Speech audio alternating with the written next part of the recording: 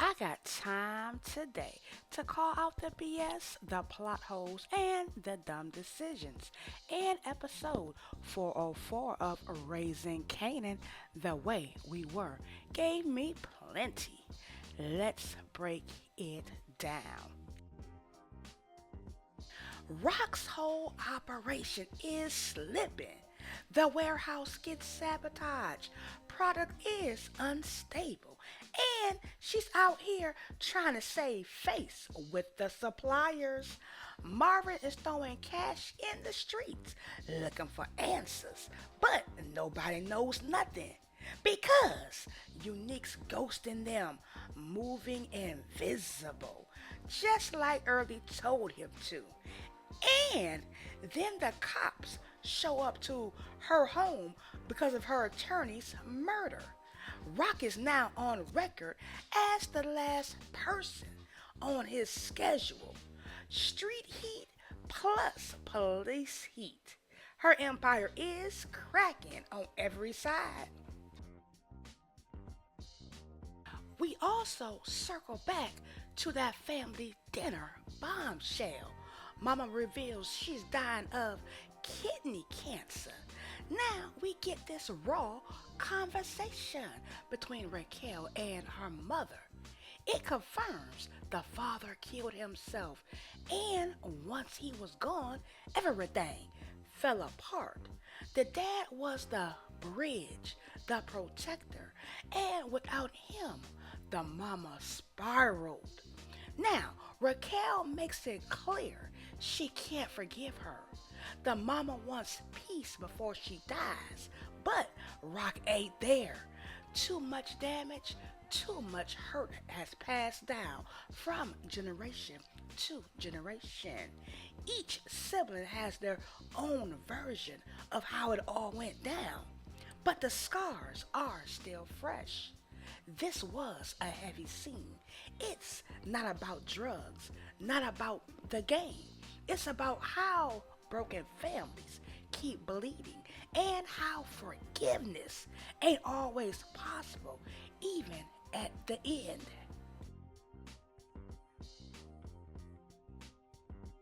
But Rock ain't just sitting back. She's making her own power play in the background. She tracks down Tremont's Connect and ends up at the table with an Arab supplier, the kind of direct pipeline that could cut out all the middlemen. Now, he doesn't say yes, but he doesn't say no either. He's interested. He tells her straight up, let me check your background first. That's a door cracked open, but it's also dangerous. If he finds out about the sabotage, the police heat, or her shaky empire, that door slams shut and quick.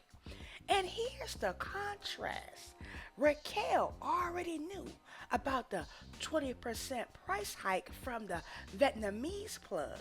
She was ahead of it, playing chess. Meanwhile, her own son is out here getting blindsided by the same news.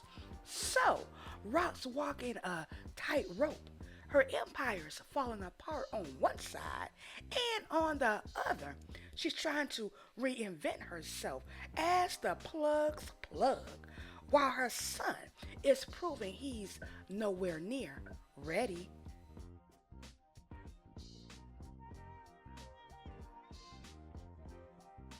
Now, let's talk about pops and snaps. When Kanan shows up late on his first payment, they don't care about excuses. The robbery, that's a him problem, not a their problem. Their money comes first. But here's where the game gets dirty. They start testing him, asking about Raquel, pushing little questions to see if he'll fold, already knowing the answers. They're not fishing for facts, they're checking his loyalty. They tell him straight up if he wants people to see him as more than Raquel's son, He's got to start making moves to separate himself from her. Divide and conquer. Plain and simple. And Kanan, he's too green to see the setup. They know he's the weakest link, and they're pulling strings, planting seeds, and he's just sitting there soaking it all up.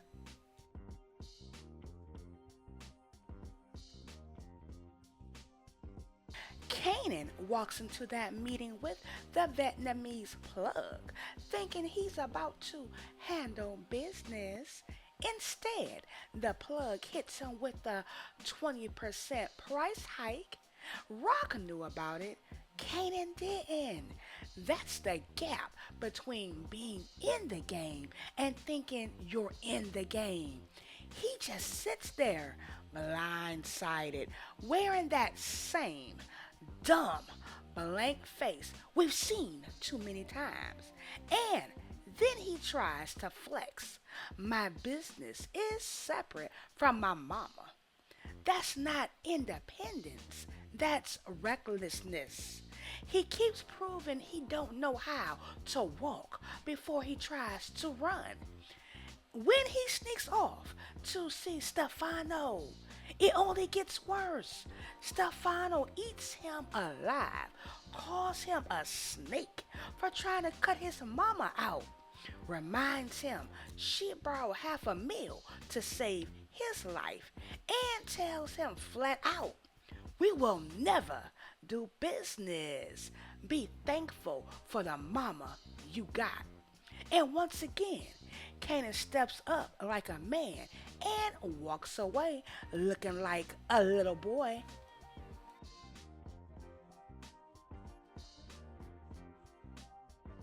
Unique is moving smarter than anyone else this episode. First, he sabotages the warehouse with his Jersey Connect. Jersey gets laid down. Unique slides out clean. Then he pops up to visit the Italian widow Marvin left grieving. He's turning Rock's old enemies into his new allies. And here's the kicker. Rock didn't even set him up. That was all Ronnie, his own brother. Unique's whole revenge is pointed at the wrong person.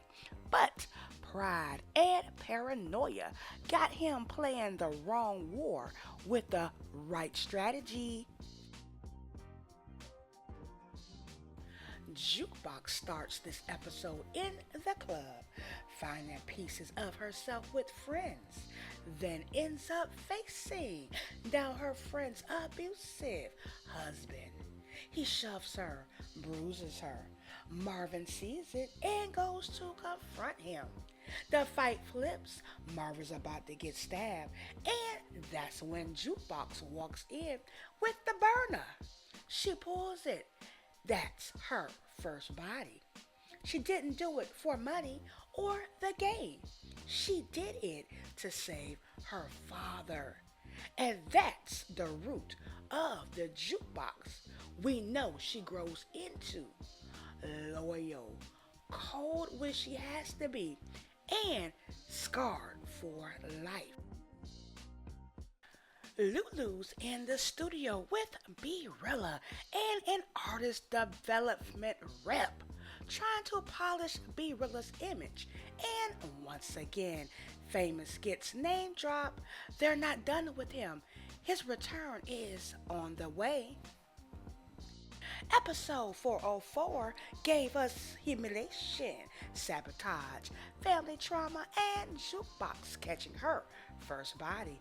Rock's losing control. Kanan still not ready. And Unique is building a shadow alliance right under their noses.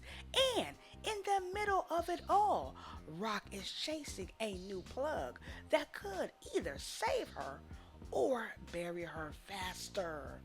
This episode hit hard on the streets and at home. A reminder that family wounds cut deeper than any bullet.